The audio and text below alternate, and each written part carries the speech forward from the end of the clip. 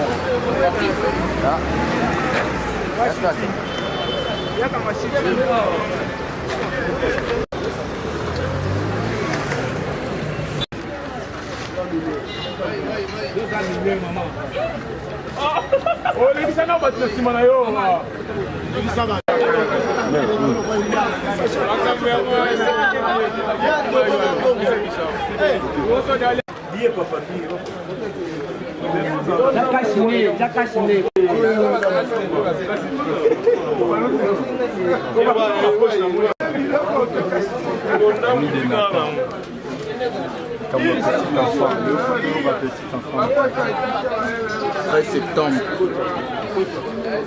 Dembenacha.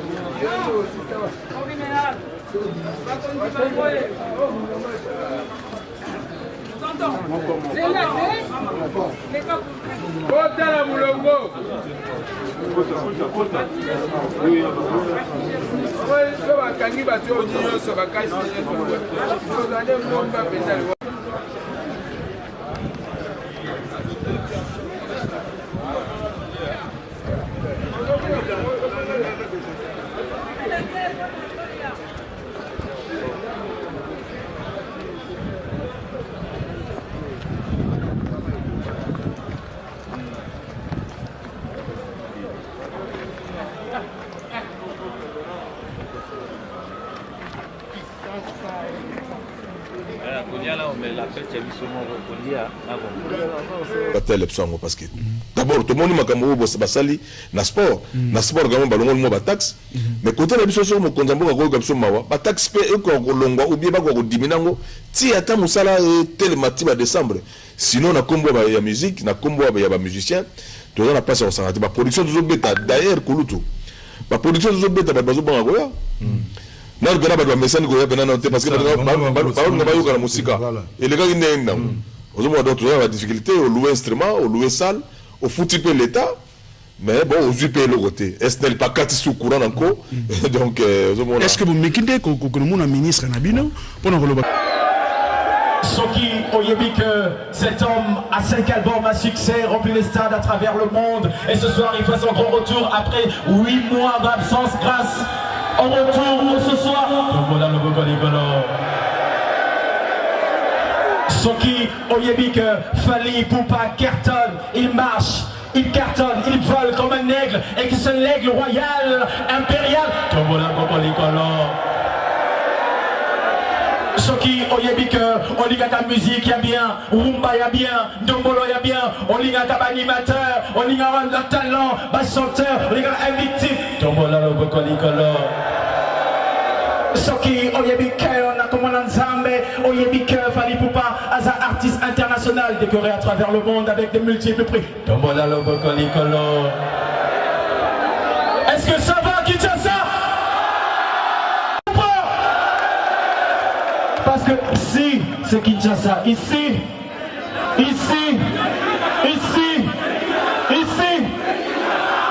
Mobutu Alobi, accompagné spectacle, Nathan, Tokozala rapide.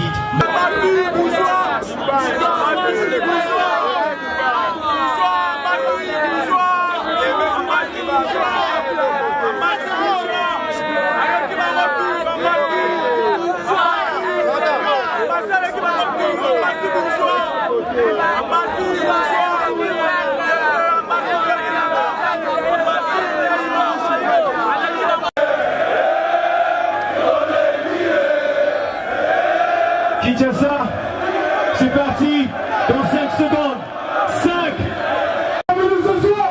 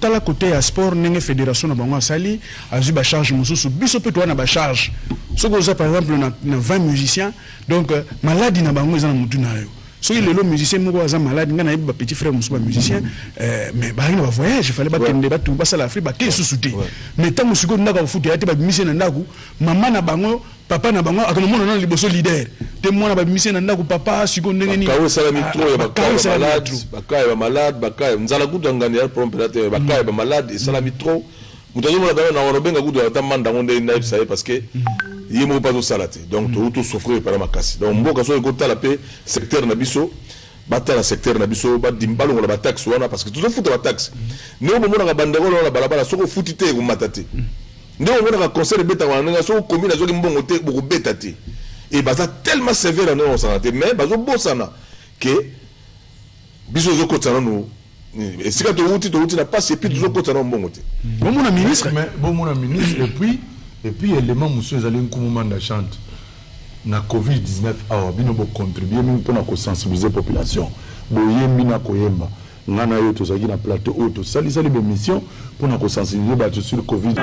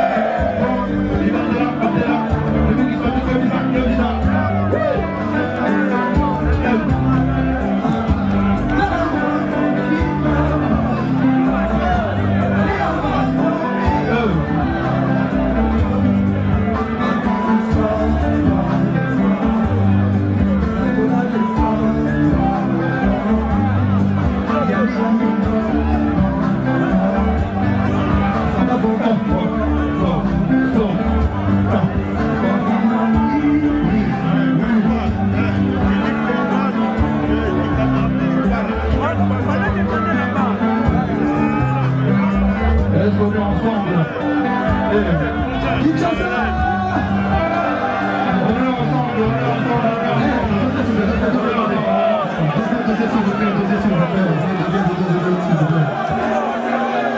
Un petit message à tout le monde, à tous les warriors du monde entier. Je sais que vous êtes en train de me suivre. Jess Fabiloz, c'est pas un artiste victime, mais il est bon. Il est très très bon. Il faut le soutenir. Hein? Vous savez ce qu'il vous reste à faire. C'est péter cette vidéo sur YouTube. Merci beaucoup. Partout vous êtes, c'est péter cette vidéo sur YouTube. Et Kinshasa, Jess Fabiloz, avons mérité le soutien. Maintenant, on m'a quasi bon à Jess Fabiloz. On est ensemble. Attends l'honneur, je te laisse. Merci beaucoup. 5 minutes. Alors, DJ, tout en venu ma 19 que bami batela. Ba domaine mususu ba financer bango. Moi là récolter pour que basala musalana. Mais pas la ministre besoin quitter vos outils. En tout cas, besoin quitter c'est l'occasion même ça chef de l'état. Nanzela ministre ko bah les jeunes ba taxe parce que ça dérange. Bon, obi lelo ezambuka ko pelisa so ba moto te, mais musa to sel na ma Covid-19 ba artiste. Il faut ba dirigeant ba better so bravo. Parce que musala to sali pena ngana ya ata 6 fois ko lobela toujours, ko bangisa toujours ko ndeko ba bandeko, ko évite ko édifier bandeko. Mais bon, nous avons un plateau boité, plateau plateau numéro 1 Mboka, mais bah il to sali musala makasi. To sali musala makasi en tout cas la Covid-19 artiste va travailler. Ce qui mène c'est Telu Longondo, il y a makambo tali santé, ayoka rabiso bien yebi biso na kata Mboka o, akwa rotala biso tala miso suka. So la tali biso te ko za passe parce que ba misa apparemment musala ba osa na Mboka apparemment bazana mutazo tali la bango to be mutazo be la bango te. Et là on a un sengo ko tu la ko fait le média outil poto azonga kia. Et président José Razali, PDG que monga na yali, soki na kombo ya imiko ou soit na kombo sokoda, ba ko rassemblement ko salama, to ko so la bomoko po na ko pesa mo ba problème so net problème o to lobia ya makambo ya ba ya taxe. Et ça pour moko ministre ça qui tire des ala ko so na mo konzambuka, ba pesa biso ta 3 mois. 3 mois mo to futa na on tele temps tele parce que tu na pasi. Tu na pasi ko betate et sika to komipe nano tozongeli bana musalate so bako salisa biso na kombo musique na kombo gangale chef na kombo lwambo na kombo papa simaro na kombo papa wemba na kombo ya so bako yoga biso parce que musala ya lime tozala mo ba difficulté. Alors merci en tout cas félicitations à Idéo nos yeux et reçoit na Mokonzamboka pour que je pense que chef de l'état azas qu'on a conseillé le ministre autant mususu azolanda biso ba service ne bazolanda ba retenir compte en problème wana aspect mususu ezali nkumumba na chante na ngina tunayo olobi bien kulutu kofi azali awap Josara azali tout ça ministre industrie na biso Mboka Julien Paluku Kaongia na ministre la solidarité nationale je crois Justin Kalumba Manangongo basangani bauti Goma ko sala lancement ya ko sensibiliser ba jeunes na ba population basala ba projet parce que gouvernement a débloqué montant moko munene kuna na compte na bango pour que ba financer ba micro programme ba bino pe boza ba artiste.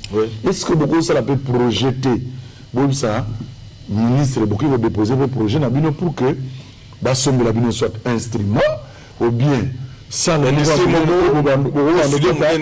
ça beaucoup ba nobet va construire on fait comme ça ba droit d'entrée na pe bo les gens on a ba instrument OK au bet calme est-ce que beaucoup on a projet mon côté ya ndingo na beaucoup de déposer le ministre nyoso wana ko gelo tozo ba mikolo yo tant to kosangana muta kozanga je pense à la moi ça ligorodo il faut tant to kosangana tout le monde azala ozala muto zanga batuto sola na batute ozala muto finga batata tongo tina pourquoi jour wana ba occuper makamuna yo wana ti jour eza to sangana po to lo balilo ba moko po nyoso bozo ba na biso oyo so to zala bomoko to kokoma yango na bomoko parce que bako koma bako sala memo moko te bongo batu musu baza na opposition batu musu baza te to lingi to zala bomoko biso nyoso to so mais ni ezanga bozala bomoko nkumu mais ezali problème na mbula bako changer te bino pe bo amikolo ni ezanga bozala bomoko bon oyebi biso to kuti makambo wana kata musique mais ko ngi ko sila soki lelo mboka etali biso na ba discipline na biso ko na ko sila ok c'est bien salir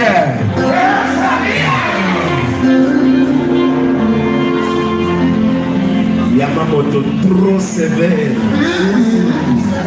Le dit Yamamoto ne pardonne pas. La bonne santé. Alors moi je dis a dit concert, il y a des confinements. Oui, pendant tant on a pour 3 mois, 4 mois, pour nous aider. Parce qu'on a tous fait parce qu'il y a des choses. Quand nous sommes pas nous allons appeler l'eau à il y a on a aussi la vie, une minute de silence, s'il vous plaît. Une minute seulement. Merci. Levez-vous, s'il vous plaît. S'il vous plaît. Merci. Merci.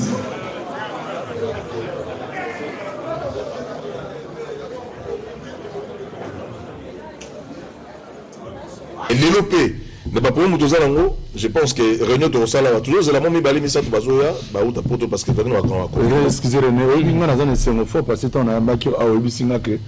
Au plus qu'on filme, tu n'as pas jibolo, na bango na mikolo, na minute on a comme kulutu na bango. Parce que papa le tout bâti comme orchestre, na zala kwa mukolo na comme kulutu na bango. Bon, tout ce qu'on a un aspect wana, et ça voilà yo papa le tout mukolo na bango. Est-ce que vous benga bango tata leki wala bia beta na mikolo ya binabi, ba mikolo tout bandi pe ko soit na kala, to super solution te. Président Fachi a une makanisa bien pour que tout kende.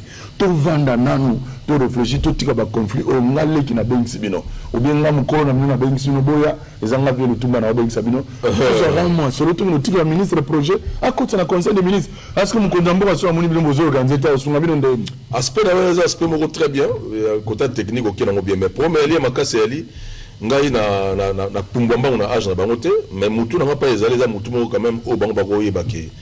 Depuis même makambu ya papa Simarote, nazalaki leki oyo bien camarade oyo to na rassembler quand même bateau à l'époque fait mener à Zaki, fait papa Mbazalaki na bande mususu.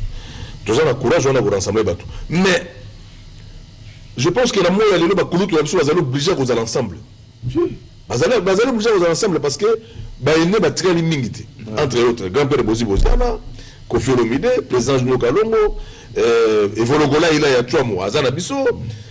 Bango soki basala eloko moyo kosala pele mbangu biso mutu kobenga la bango pega bato bombenga pas ça papa bombenga za makasa za vivant je pense que bon moi ba acte to sagre ndeko karma pas et ba acte mo très bien et puis 86 ans na bande comme ça to ça les pe eloko malamu sali bien donc eloko za na monter eloko ba batala pas to uti na pas to komi to za la bomoko po autre comme direction ba dirigeant ba mona que oui cette fois-ci pas za bomoko les noms même ba production et ba poto wana pose la production au Simba, sur ma monition ensemble. Vraiment. Bato ma conflit, ça a ensemble, tous ensemble. Merci. Toi, on a moins extrait. Il y a Consolation, œuvre, il y a Manda chante. Bongo, après 2 minutes, tous on sur le plateau. Ah ouais.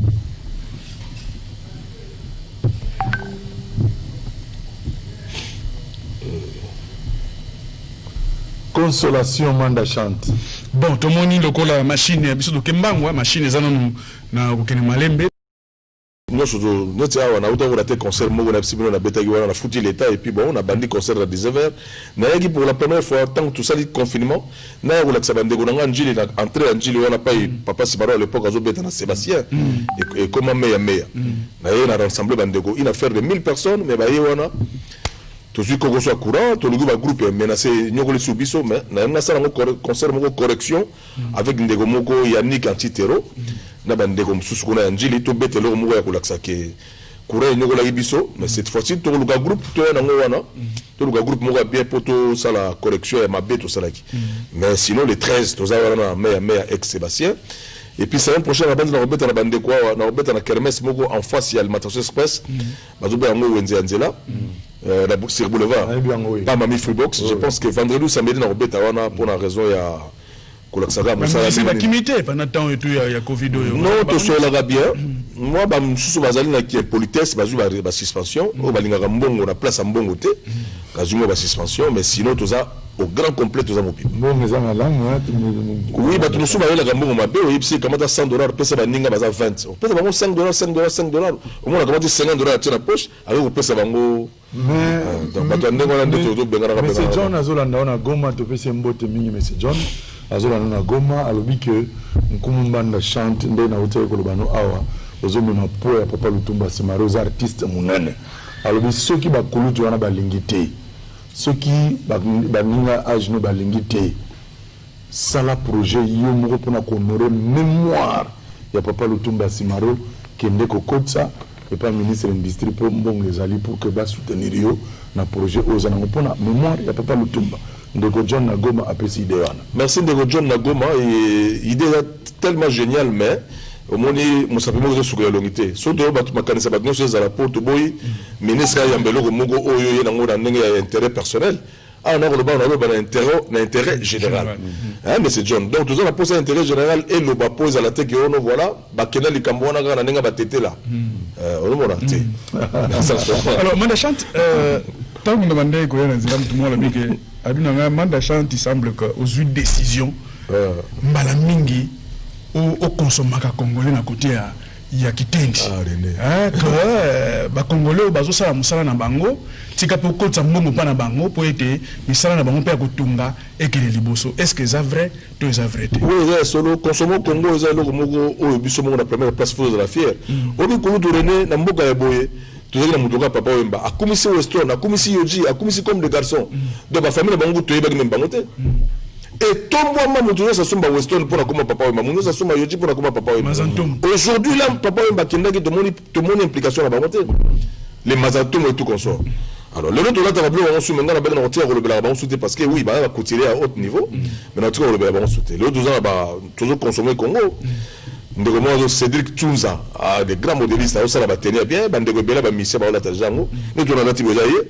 Oh, donc Congolais d'Atongio. Congolais d'Atongio. Donc, ça, on le moi pénoir, mais ils ont qu'un année solo, quoi. Donc, merci. Et puis, tout ça, on va au Kassol, on a Epsio, Salomon, au Kassol, on a grand coup de tiré dans le pays. Moi, j'ai compris que, bon. Vous avez des moyens. Nazana, moi, en Angola, Azola, on a besoin de Jérémy Mboma. Aza couture, Bissinga Bipera Leki. Celui qui a la meilleure couture en Angola, Babenganga Jérémy Mboma, plus 10. Parce que dans l'équipe a belé 10 fois même bangolais dans l'équipe bango abiso ba ministre abiso ba côté ba concert ngam na bête la homba le bela toujours tombo la penza je suis fier de le bagendeko na la terre yobo parce que de la timing ya libanda sans même remerciement ya ata mokolo moko ministre Teni Longonda donc il abetera toujours congolais et ça la bien makasi et puis oui Salomon moko nangai oui Salomon Mongo oyo mundela lebiso na makabila mala mboka oyo en tout cas au nom de Jésus ekoki soutenir donc on a compris que ba mongo oyo ça ba ferme on quand même ba veut pour financer même loko na ba vieillard oui bien loko lobi aux a raison dimanche samedi le 22 août vous allez dans village chez Temba na concert à Weranson alors bi tant que je changer un costume ali puta na parasolo na ngabi to la titre tu vas tout consommer ce congolais. Tu dois dire trop de sommes béton à Libanda. Ah ouais, l'élo vraiment congolais ça m'a casse dans votre tonga et bagé si tu os engagé. Consommons congolais. Donc René, faut consommer congolais. Voilà. Alors Mandachant ba projet sur que Zandenini, est-ce que tourner Zali, projet Zali, disque Zali, Angola bazo zelayo, tout ça ainsi de suite. En tout cas, on a bambouge belé bazo zelanga.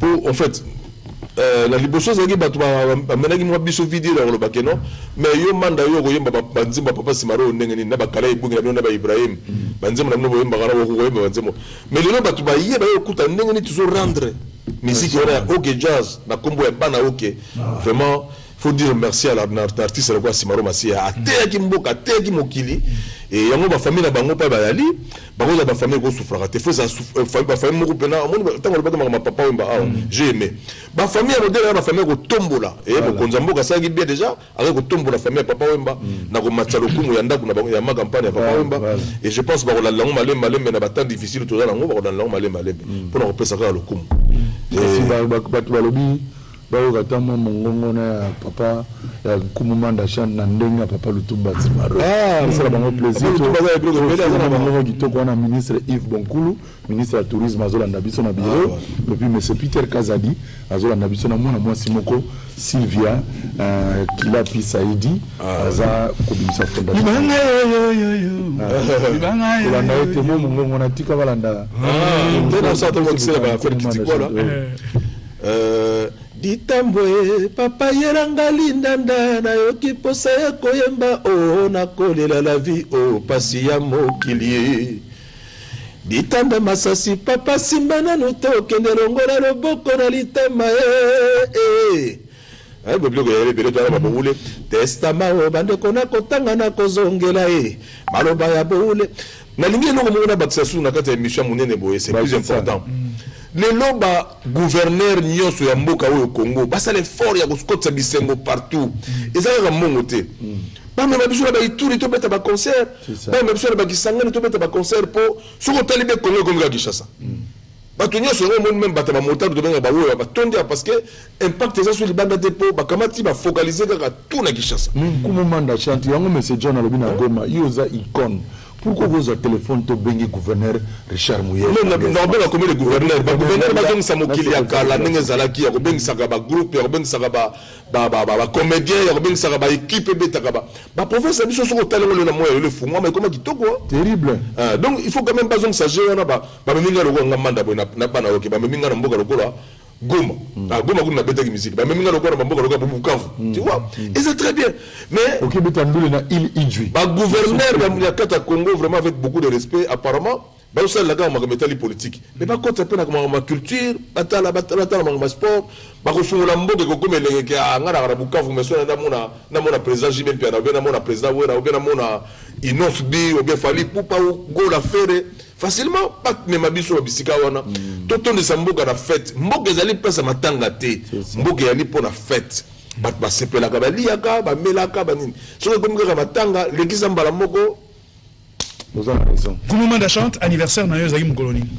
Ngana bodomi le 26 novembre 1970. Ah OK. Donc en novembre on a fête. Il faut otindi la biso ba photo et nzela salon otindi ba photo to cha. Alors sikoyo totala ba photo ya mandeko oyo.